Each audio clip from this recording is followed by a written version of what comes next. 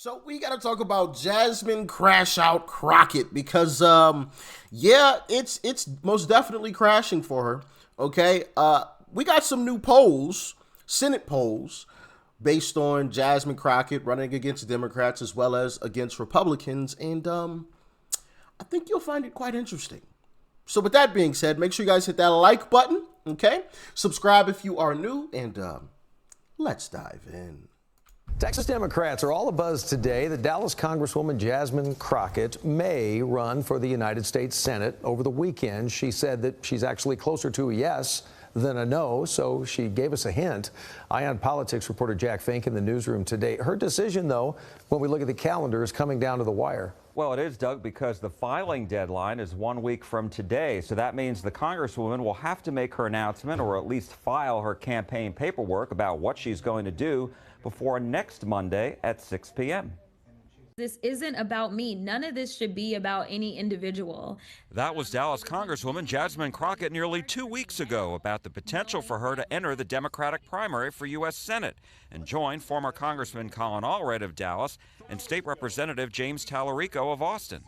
Crockett came in first during a hypothetical Democratic primary poll at the beginning of October by the University of Houston and Texas Southern University.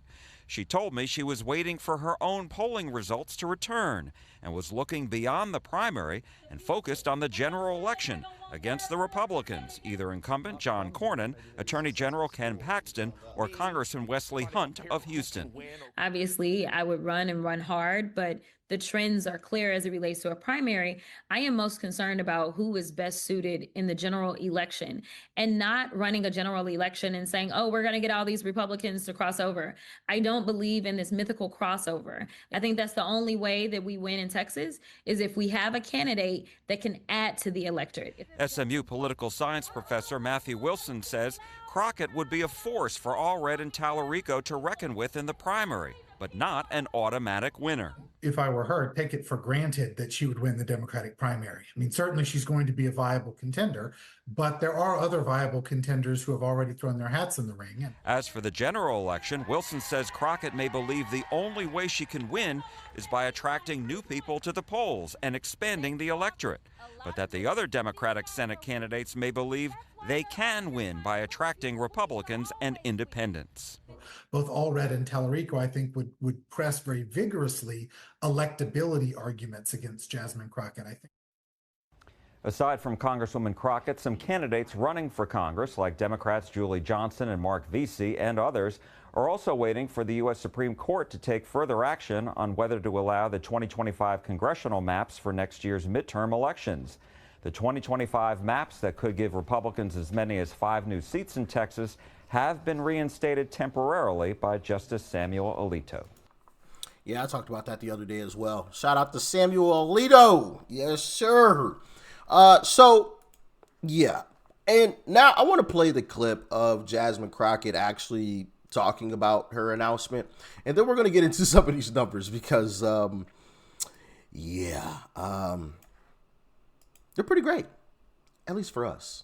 Check it out.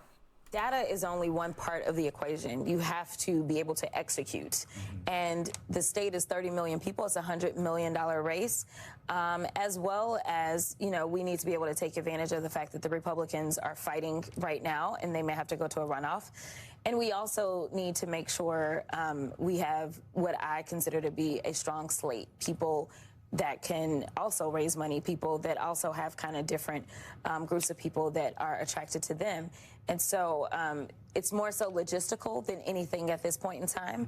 But for sure, we did not stop our evaluation because the evaluation made it clear that the coalition that won on November 4th, black and brown folk, when you look at the numbers in New Jersey, when you look at the numbers in Virginia, it was making sure that black and brown, number one, showed up and voted the right way. I am the leading candidate when it comes to those two specific constituencies. And so it does make it to where I am very formidable, regardless of kind of what people may want to put out into the atmosphere. The numbers are the numbers. So you still haven't made a decision? I am closer to yes than I am no. I will tell you that. But regardless of what people think, strategy matters and execution matters. And there are a lot of people that don't believe in Texas.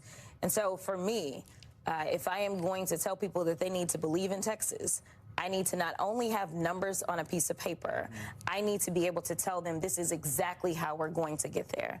And part of that equation, for me, again, comes down to what type of ticket, instead of relying on one person to kind of carry the load, what type of ticket. So I've actually been talking to other candidates, potential candidates as well, trying to recruit. Instead of relying on one person to carry the load, AKA, hey, listen, Democrat Party, I need you guys to back me. Hakeem, Chuck Schumer, Nancy Pelosi, I need you guys to back me. Give me your money. Okay, so we have a poll, okay, that recently dropped, and I want to read this with you guys. It says nearly half, 49%, say they would definitely not vote for Jasmine Crockett. This is higher than any other candidate in the race. Just 43% say they would definitely not vote for Allred, and 40% feel similarly about Tallarico.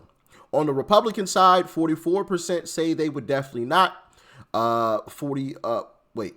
For Paxton, 43 say they wouldn't for Cornyn, and 31 for Hunt. Jasmine Crockett currently trails both John Cornyn, 49-41, and Ken Paxton, 50-42, when asked in general whether they would support a Republican or a Democrat candidate. 50% support a Republican candidate, while 41% support a Democrat. Representative Crockett does not change the underlying partisan dynamic in the state, where a Democratic candidate has not won a statewide race for any office since 1994. As of today, Democrats hold an edge on voter enthusiasm for next year. A majority, 54% of all voters, rate their enthusiasm to vote next year as a 10 out of 10. Democrats are more likely to rate their enthusiasm as a 10, blah, blah, blah, blah, blah. So you see that. So she has the highest number of people saying that they would definitely not vote for her. And when put in a race against, Republicans, she clearly loses. She loses to Ken Paxton, 50-42, and John Cornyn, 49-41. And I am no fan of John Cornyn. For those of you who don't know who John Cornyn is, it's this guy in the middle. He is currently in the Senate right now. I would love for Ken Paxton to replace him. And right now, Ken Paxton leads 50-42, according to the polls. So looks like Republicans going to be winning that race, and Jasmine Crockett is going to be wasting her gosh darn time. And I'm not mad about that, right? I'm not mad about that at all. Okay? Jasmine Crash Out Crockett must go because, listen, I don't even really consider her, a congresswoman. She's more of I think she wants to be more of a celebrity than anything. And some of her expenditures actually kind of play that out. Check it out. The hog right now. And for a woman who is openly flirting with trying to run for Texas Senate seat against Senator either John Cornyn or whoever comes out of that primary, you are seeing a woman who's not spending an awful lot of time in Texas. That whole list of places she's been living high on the hog, I didn't see anything mentioning Dallas or Houston Up in an or Amarillo. Laredo or Amarillo. Right. She's all across the country making sure that she is getting taken care of, that her nails look fabulous, and that she is sounding off however she wants to. Them eyelashes, too, as Judge Joe Brown commented on. I showed you guys that the other day. Absolutely hilarious, man. Absolutely hilarious. But according to Jasmine Crockett, she will be making an announcement very, very soon. As a matter of fact, it seems in about 5 days or so. Check out that clip. I've heard that announcement can be coming on December 8th. How seriously are you considering this run? We're very serious. A lot of people don't believe in Texas, and I understand why. It's been over 30 years. And we would have to run a different race. I would absolutely be a different candidate. And so we've got to analyze this a little differently. I have pulled together an amazing team to really see if we can do what I think we can do. Yeah. So December 8th is the potential announcement date for her running for Senate. And listen, I hope she does. I really hope she does. One, because it'll be quite entertaining to watch her absolutely crash out. And two, I would love to, see her lose. It provides great entertainment. It gives me something else to talk about and to laugh about with you all. So I hope she does. She's guaranteed to lose just about. Obviously, listen, people got to show up and vote regardless. Things look great now. Polls are cool. Polls are great. But people have to show up. Let's make no mistake about that. But if what I expect to happen happens, Ken Paxton will win comfortably. Okay? Ken Paxton will win comfortably. John Cornyn will be sent packing. Okay? The Rhino John Cornyn, who has spent some exorbitant amount of money on the primary race thus far. And Ken Paxton, according to Ken Paxton, right? This is just Ken Paxton's words. He spent about $250,000 in comparison to John Cornyn's millions of dollars, which I think that says everything you need to know. And it's also quite interesting to watch the dynamic of politicians raising a bunch of money and spending a bunch of money to try to win these races. How that has kind of fallen off a cliff after the 2024 election, because if you guys remember, we saw $2.5 billion be spent on a candidate that got completely blown out, lost every single swing state and lost the popular vote. And so now I think we're seeing that again rear its head, where you have someone like John Cornyn who is blowing millions of dollars to try to convince people that he's still the guy to vote for. And quite honestly, the way that I see it as of right now, and hey, listen, I reserve the right to change my opinion. Any politician, especially in a primary, who is spending buku bucks, millions upon millions of dollars, that's probably not the guy you should vote for. It's probably not the person. I'm just saying, based on things that I've seen, the person who has the most money probably isn't the guy.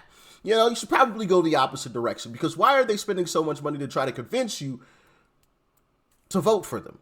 Like, you're a Republican, they're a Republican. Why do they need to convince you to, why do you need to spend that much? Of course, you need to convince people to vote for you over the other Republican candidate, but millions of dollars when your opponent has spent maybe $250,000? It seems a little fishy to me, and I think it's going to be the same thing that John Thune does when it's his turn for re-election. So we'll see if that all pans out the way that I expect it to, but yeah, get in the comments. Let me know your thoughts and your opinions about all of this. Do you think she'll run? Let me know. Who do you favor in running against her? Ken Paxton, John Cornyn, or do you like Wesley Hunt? Let me know. Stay safe out there. Peace and love. I'm out.